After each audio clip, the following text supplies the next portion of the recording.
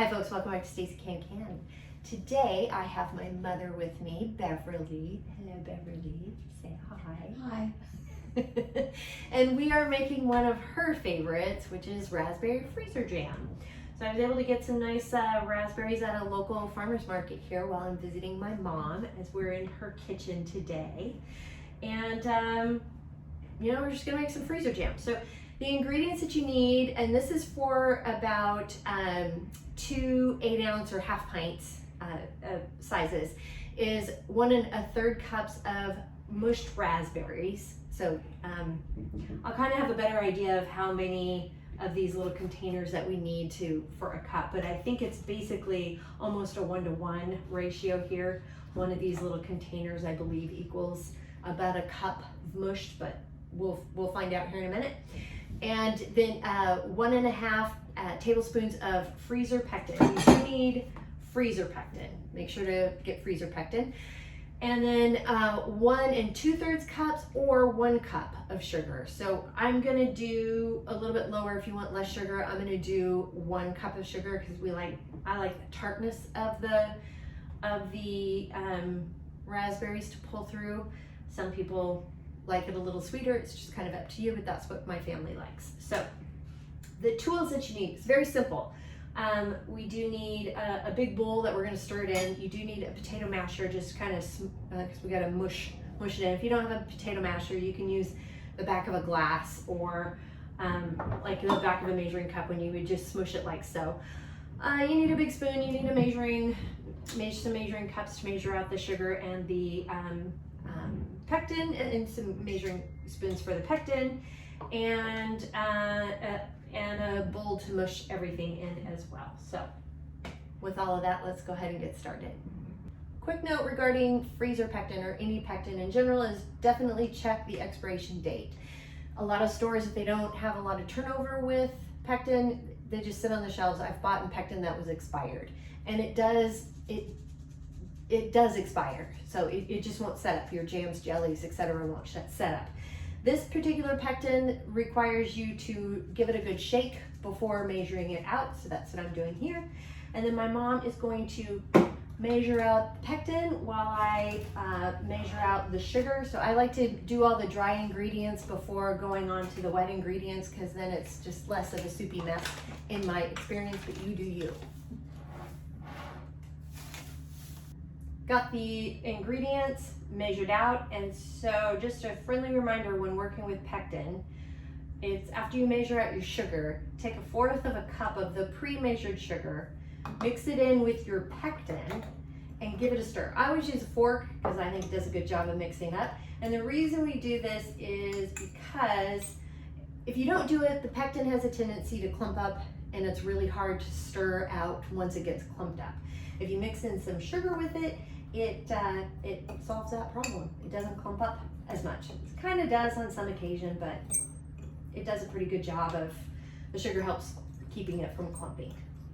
I've rinsed the berries, and I just did 2 of the little green cartons, and I'm just going to start mushing them. It's a good idea to mush them just little bits at a time, like a cup or 2 at a time. Don't dump the whole container in. It's just harder to mush.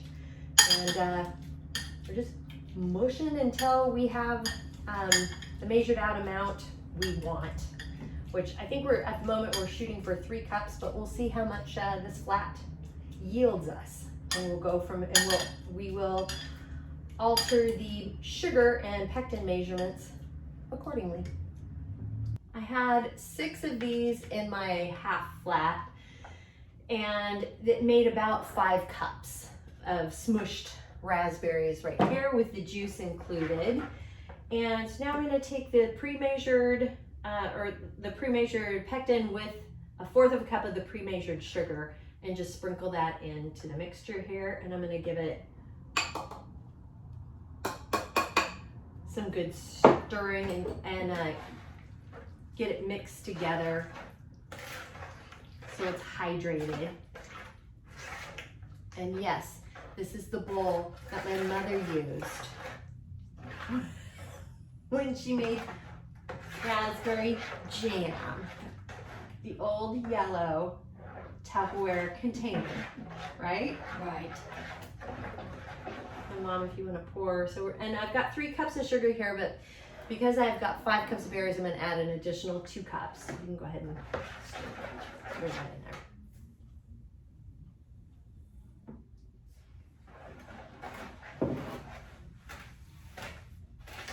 And I'm going to stir this until combined and then add 2 more cups of sugar.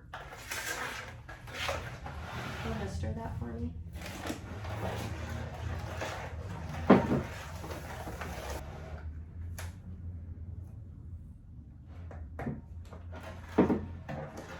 We got all the sugar combined. So again, this was 5 cups of berries, so we did 5 cups of sugar. And now we're going to stir it consistently for 3 minutes just to get the sugar dissolved, and I am setting a timer for 3 minutes. The 3-minute timer has gone off, and we taste tested it just to make sure all the sugar was dissolved, and it's delicious. So now we're just scooping it into the containers. Clean containers, clean freezer containers. Gonna leave a 1/2 inch headspace just to give the jam some room to expand if it needs to. And this is how we make raspberry freezer jam. Super simple and easy to do. It was nice having a little stirring partner today. Thank you, Mommy. You're welcome, honey.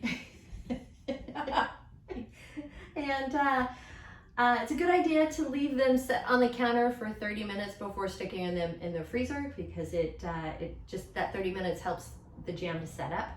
And then you can use, these are freezer safe containers, but you can use any container. I had this one on standby, a little cottage cheese container just in case. These are great. And it's also a nice way to maybe hide it in the freezer. Stick this in the freezer, maybe nobody will eat it. So just a little sneakiness there. But other than that, that's how it works. Now, some other uses for raspberry jam are you make a glaze with it.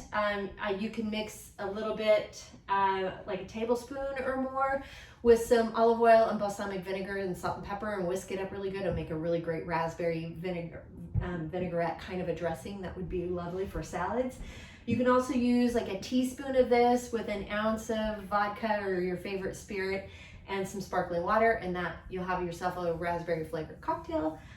You can mix it in with some sangria if you want. So there's a few varieties also over ice cream or any dessert topping, and you could even use it as a cake filler. So because it's jam and it's got pectin, it's gonna thicken up. But if you added a little bit of fruit juice to it, just kind of soften it and get a little more liquefied, you can use it as a cake filler too. So cake filling, raspberry filling. So just some suggestions outside of regular PB&Js or just on your toast, or just eat it with a spoon. You get to do whatever you want. So that is how we do. The recipe is down below, and while you're down there, please hit like and subscribe because that does help. And if you have any questions, comments, suggestions, feedback, concerns, by all means, please reach out to me. I'm on Facebook at Stacey Can. You can at me on Instagram and TikTok at Stacey Can. My website is www.staceycancan.com. My email is info@staceycancan.com, and I'm also on LinkedIn at Stacey Can. Thanks so much for joining me today, and thank you, Mommy, for joining me. And until next time, happy canning.